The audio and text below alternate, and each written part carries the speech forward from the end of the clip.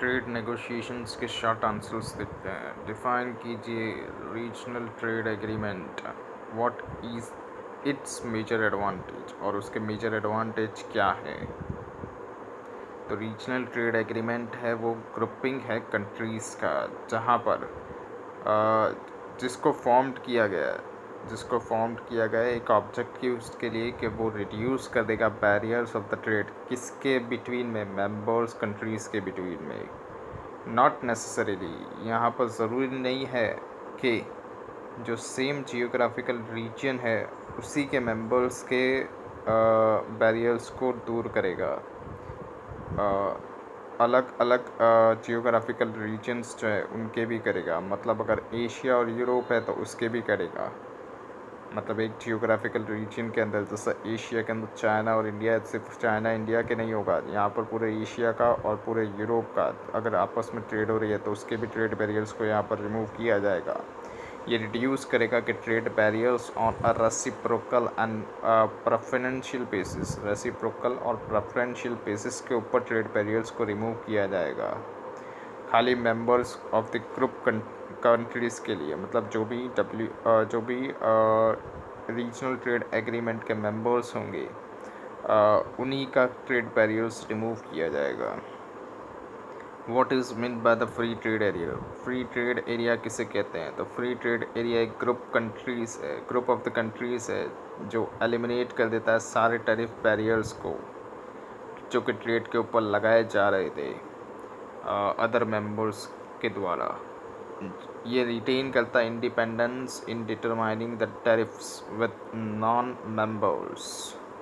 यानी जो non members हैं उनके ऊपर तो टैरिफ लगाना है, लेकिन जो मेंबर्स हैं उनके ऊपर टैरिफ नहीं लगाना। Explain NAFTA. What is the key features of the monetary union? की फीचर्स क्या है मॉनेटरी यूनियन के? तो मेंबर्स जो हैं वो शेयर करते हैं common currency and macro economic policies. Example में देखा जाए तो यूरो जोन कंट्रीज़ इम्प्लीमेंट करते हैं एंड अडॉप्ट करते हैं single currency. What are the peculiarities of the GATT की क्या पिक्यूलरिटीज़ है? तो general agreement on tariff and trade GATT 1948 से लेकर 1994 तक ये चला था, जो कि प्रोवाइड करता है rules for most of the world trade. इसमें रूल्स बनाए जाते हैं पूरे दुनिया के ट्रेड के। ये है ये क्या था? मल्टीलेटरल इंस्ट्रूमेंट्स था जो कि गवर्न किया गया था इंटरनेशनल ट्रेड और प्रोविजनल एग्रीमेंट के द्वारा along with the two fulfilment. इसके अंदर दो फुलफिलमेंट प्लेज थे ब्रेटन वुड्स इंस्टीट्यूशन जिसको बोला जाता है। कौन से दो थे वो? World bank and international monetary fund. ये दोनों क्या थे? तो ये दोनों full fledge Brayton would institutions थे। What are the major functions of the WTO? क्या फंक्शंस है WTO के? प्रिंसिपल ऑब्जेक्टिव्स जो है WTO का वो फैसिलिटेट करना है flow of international trade smoothly. International trade को स्मूथली फैसिलिटेट करना है, मतलब कंडक्ट करना है freely, fairly and प्रिडिक्टेबली।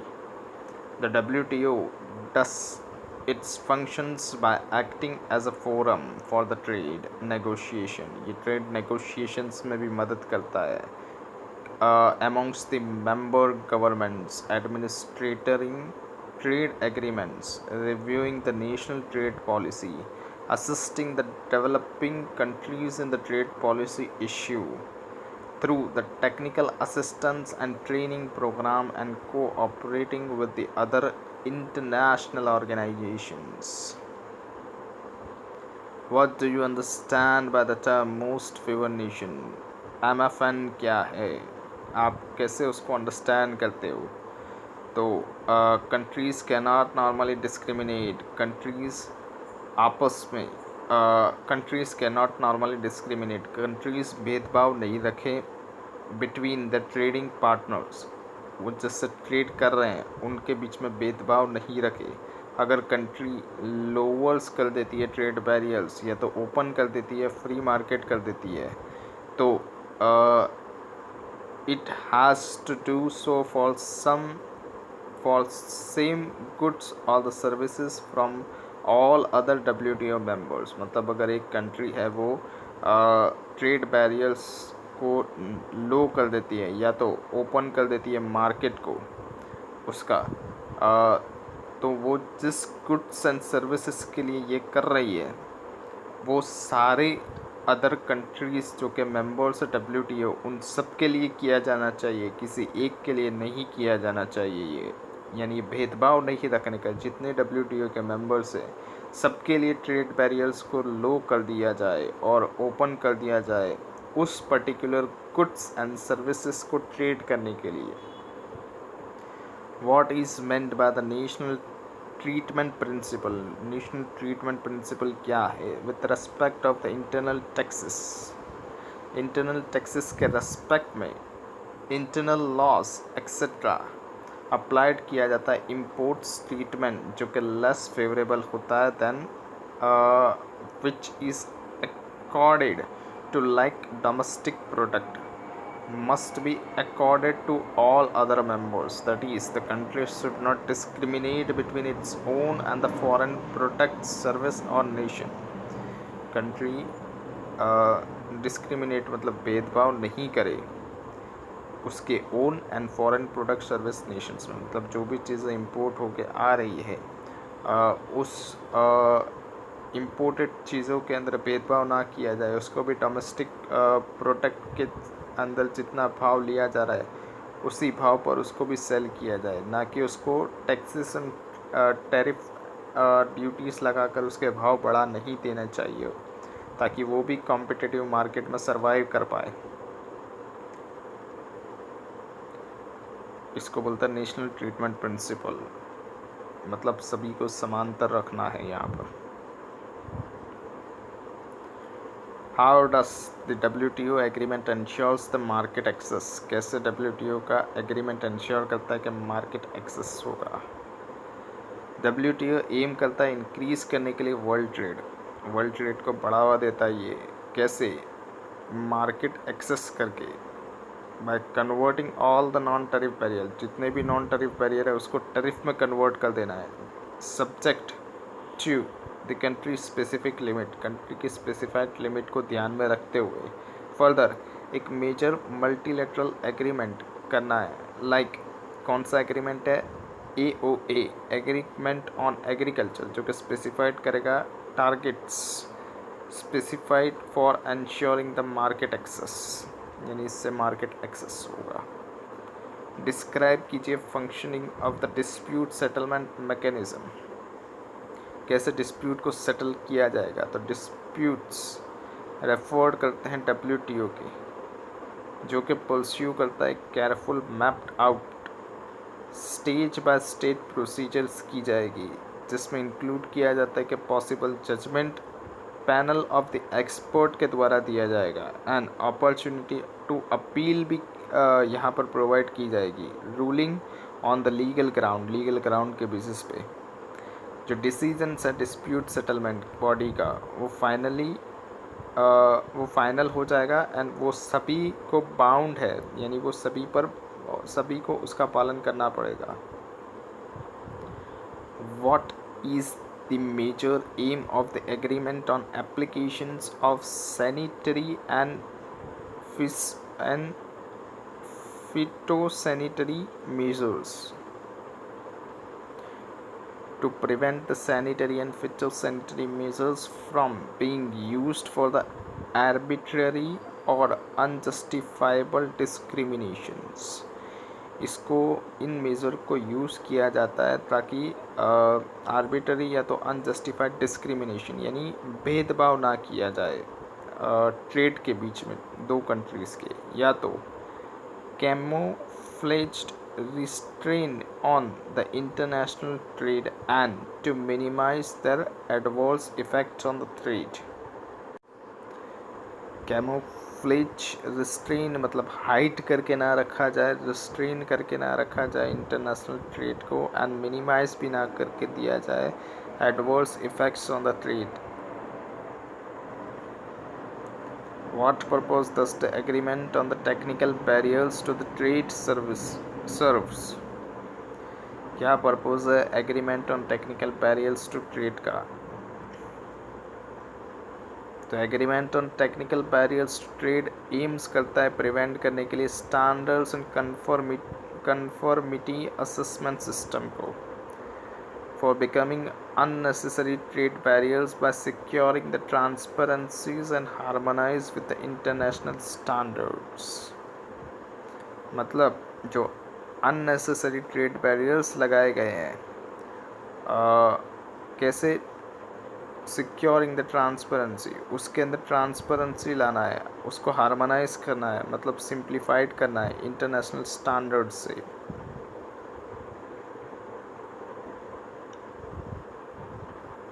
What does the agreement कौन सा था ये 12th, what does the agreement on the trade related investment measures stipulates? क्या कहना चाहता है ये agreement on trade related investment measures? ये एस्टैब्लिश करता है discipline governing investment measures in relation to the cross border investment, यानी एक कंट्री दूसरी कंट्री के अंदर इन्वेस्ट कर रही है, कैसे? By stipulating that country receiving the foreign investment. कैसे? फॉरेन मतलब जो इस इन्वेस्टमेंट को रिसीव कर रहा है, जिस कंट्री में पैसा जा रहा है इन्वेस्टमेंट के तौर पे, वो कंट्री इसको क्या मानेगी? वो कंट्री इसको मानेगी कि ये फॉरेन इन्वेस्टमेंट है। shall not impose the investment measures such as requirements, conditions and restrictions। इसमें कोई भी requirement, condition या restriction नहीं लगाई जाए। Inconsistent with the provisions of the principle of national treatment, यानी principle of national treatment उसी को भी सेम भाव से देखा जाए जिस भाव से डोमेस्टिक प्रोडक्ट्स को देखा जाता है, डोमेस्टिक इन्वेस्टमेंट्स को देखा जाता है, वैसे ही इसको भी ट्रीट करना है। इसको बोलता है principle of national treatment. And general eliminations of the quantitative restrictions, और इसके अंदर general eliminations of quantitative restrictions, यानी जो भी क्वांटिटेटिव रेस्ट्रिक्शंस लगाए जा रहे हैं उसको भी एलिमिनेट करना है, यानी हटा देना है। What do you understand by the agreement on the trade related aspects of the intellectual property right? क्या आप समझ रहे हो agreement on trade related aspects of the intellectual property rights से? क्या आप समझे? दिस एग्रीमेंट स्टिपुलेट्स, ये स्टिपुलेट्स करता है मतलब बताता है most favour Nations treatment and national treatment for intellectual property right. ये हमको बताता है एग्रीमेंट किसका? Most favour national treatment and national treatment for intellectual property rights. ये दो चीज़ें हमको बताता है। केस सिनारियो देखते हैं। इंडिया एम्स कर रही है become global leader in the solar energy. India solar energy में ग्लोबल लीडर बनना चाहती है। India become and achieving this, इसको अचीव करने के लिए Jawaharlal Nehru national solar mission चलाया जा रहा है, जो कि लॉन्च किया गया था 2010 में। 2. Pursued and promote the producers to participate in the national solar program। इससे क्या होगा? हम लोग जो भी प्रोड्यूसर्स हैं सोलार के नेशंस के अंदर, उनको हम लोग प्रमोट करते हैं, मतलब उनको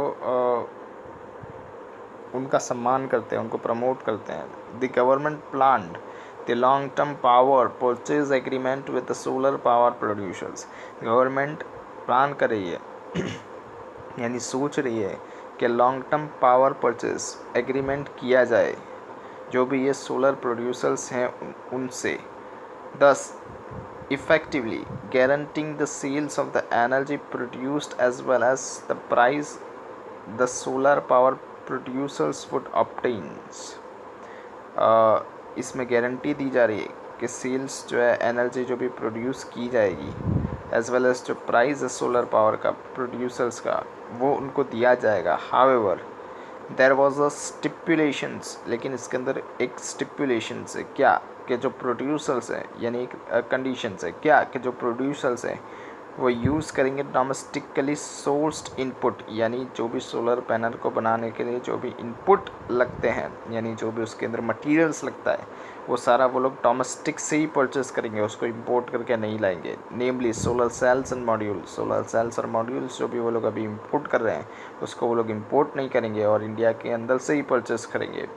India lost the case in the DSB and WTO has ruled against the stipulations of the local content requirement by the government of India.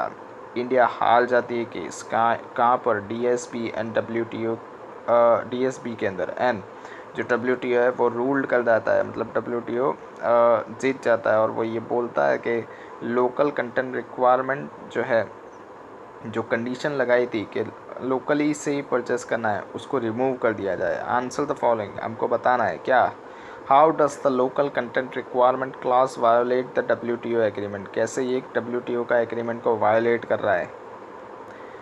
The local sourcing regulations is considered as a protectionist measures inconsistent with India's international obligations under the WTO agreement. ये क्या है, ये protect किया जा रहा है Indian government के द्वारा, जिससे जो इंडियाज़ के इंटरनेशनल ऑब्लिगेशंस को WTO के एग्रीमेंट से क्या करता है, अलग करता है, इनकंसिस्ट करता है। मतलब ये उस एग्रीमेंट में ऐसा बोला नहीं गया था और इंडिया वैसा कर रहा है, इसका मतलब ये वायोलेट कर रहा है इंडिया एग्रीमेंट्स को। Discriminations on the basis of the national origin of the cells and the modules is a violation of its state commitment of the national treatment obligations. यहाँ पर नेशनल ट्रीटमेंट ऑब्लिगेशंस का violations हो रहा है जो कि WTO के अंदर किया गया था। If the objectives is cost reduction and efficiency, अगर objectives cost reduction and efficiency का है तो सोलर पावर जो कि प्रोड्यूस किया जा रहा है, जो सोलर पावर प्रोड्यूसर्स हैं वो फ्री है कि वो चूज़ कर सके energy generation equipment and components on the basis of the price and equality irrespective whether they are manufactured locally और नॉट। यानी अगर क्वेश्चन प्राइसिंग का ही है, अगर क्वेश्चन प्राइस का ही है तो if the objectives of the cost reductions and efficiency, अगर क्वेश्चनिंग प्राइस का है, मतलब अगर कॉस्ट को रिड्यूस करने का क्वेश्चन आ रहा है कि कम में बन रहा है, अगर हम लोग इंपोर्ट करके ला रहे हैं पार्ट्स तो कम में बन रहा है एज़ कम्पेयर्ड अगर हम लोग डोमेस्टिक से परचेस कर रहे हैं, तो यहाँ पर क्या हो रहा है, जो सोलर प्रोड्यूसर है उनको फ्री चॉइस मिलनी चाहिए कि इंपोर्ट करके लाना चाहिए, और इससे क्या होगा, तो इंपोर्ट करके लाना चाहिए रेदर कि अगर उनको लोकली परचेस, मतलब उनको चॉइस दी जा रही है कि आप इंपोर्ट करके लाइए, लेकिन गवर्नमेंट क्या कर रही है, गवर्नमेंट प्रोड्यूसर्स की उस चॉइस को छीन रही है एक कॉन्ट्रैक्ट करके, इसलिए ये WTO के एग्रीमेंट को वायोलेट कर रहा है by mandatorily requiring the solar power producers to buy locally. यहाँ पर मैंडेटरी गवर्नमेंट ने कंडीशंस डाल दी है कि आपको सोलर पावर लोकली से ही बाय करना पड़ेगा। The government has it is argued tried to distort the competition, इससे कंपटीशन डिस्ट्रॉय हो सकता है और होगा इससे, और क्या बोला गया है कि गवर्नमेंट हैज़ इट्स आर्ग्यू किया जा रहा है कि इससे कंपटीशन डिस्ट्रॉय हो जाएगा। This imposes the extra cost, और इससे एक्स्ट्रा कॉस्ट भी लग रही है। अगर लोकली परचेस करते हैं तो कितने का सेल्स एंड मॉड्यूल्स पड़ते हैं, तो लोकली अगर परचेस करते हैं तो 100 रुपये के पड़ते हैं, और अगर हम लोग इंपोर्ट करके लाते हैं, अगर सोलर मॉड्यूल्स एंड सेल्स अगर इंपोर्ट करके लाए जाते हैं तो वो 90 के ही पड़ते हैं, तो जिससे कॉस्ट रिडक्शन होती है इस वजह से ये, और इससे क्या होगा, कॉम्पिटिशन्स भी डिस्ट्रॉय हो रहा है। अगर हम लोग कंडीशंस डाल दें कि आपको लोकली ही परचेस करना है तो कंपटीशन डिस्ट्रॉय होता है और इसमें एक्स्ट्रा कॉस्ट भी लगती है। May possibly to may possibly be passed on the final consumer, और ये अल्टीमेटली जो कॉस्ट बढ़ेगी ये किस पे जाएगी, तो ये फाइनल कंज्यूमर पे ही जाएगी। फाइनल कंज्यूमर से प्रोड्यूसर्स तो रिकवर कर लेगा, इसलिए ये कॉस्ट किसके बेयर करनी पड़ेगी, तो कंज्यूमर को ही बेयर करनी पड़ेगी। Therefore the interest of the consumer will not be protected, इस वजह से जो इंटरेस्ट है कंज्यूमर का वो प्रोटेक्ट नहीं हो रहा है। सेकंड क्वेश्चन देखते हैं। Do you think Indian domestic solar power industry will affect when the India scraps the local sourcing regulations as per the ruling of the WTO? क्या आप Indian domestic solar power industries जो affect की जा रही है, जब India scrap कर रहा है लोकल सोर्सिंग, मतलब इंडिया अगर बोल रहा है कि लोकल से ही परचेस करना है, तो क्या ये WTO के रेगुलेशंस का वायोलेशंस है, एंड क्या एंड इससे कितना अफेक्ट पड़ेगा Indian domestic solar power industries को? वायोलेशंस तो है, लेकिन इससे कितना अफेक्ट पड़ेगा Indian domestic solar power industry को? तो मार्केट फोर्स है वो प्रिवेल कर रही है in the solar energy productions. The import competing domestic industries of the solar panel and the modules may face stiff competitions from the imported items, especially those from the China। मतलब अभी तक हम लोग China से जो भी import कर रहे थे, तो चाइना के इंपोर्टर पे असर पड़ेगा और इससे कॉम्पिटिशन्स पे भी असर पड़ेगा। हाँ, कॉम्पिटिशन्स कहाँ था मैं? The imported competing domestic industries of the solar panels and the modules may face stiff competitions। मतलब जो भी सोलर पैनल्स एंड मॉड्यूल्स जो भी इंपोर्ट किए जा रहे हैं उस पर इसका कॉम्पिटिशन्स का दुर्लभ मतलब नेगेटिव इफ़ेक्ट पड़ेगा, स्पेशली दोस्त फ्रॉम द चाइना, जो हम लोग चाइना से इंपोर्ट कर रहे हैं। Indian solar industries is in its infancy, मतलब इंडियन सोलर इंडस्ट्री तो अभी बच्चा ही है। Possibly of subsidised import and dumping from the different countries. India can evoke anti dumping duties. India चाहे तो लगा सकता है anti dumping duties, countervailing duties and safeguard to provide for the WTO agreement. और WTO agreement में ये है भी कि आपको अगर ऐसा लगता है कि इंपोर्ट करने से डोमेस्टिक मार्केट डिस्ट्रॉय हो रहा है, कंपटीशन्स भी डिस्ट्रॉय हो रही है, तो आप एंटी डंपिंग ड्यूटी लगा सकते हो, काउंटर वेलिंग ड्यूटी लगा सकते हो, ताकि आपकी डोमेस्टिक मार्केट प्रोटेक्ट रहे। Need for the innovations, cost reductions and the quality improvement of Indian solar industries to compete with the global manufacturers. जब कंपटीशन आएगी तो इससे क्वालिटी इम्प्रूवमेंट होगी इंडियन सोलर इंडस्ट्रीज़ की, और वो भी compete कर पाएंगे ग्लोबल मैन्युफैक्चरर्स से। Since clear energy is a merit good, government may produce and supply it's directly. Economies of the large scale productions can be repaid, leading to the cost and the price reduction। इससे जब competitions होगा तो क्या होगा, large scale productions भी होगा, और large scale production से कॉस्ट कम आती है पर यूनिट की, एंड प्राइस भी रिड्यूस्ड हो जाता है।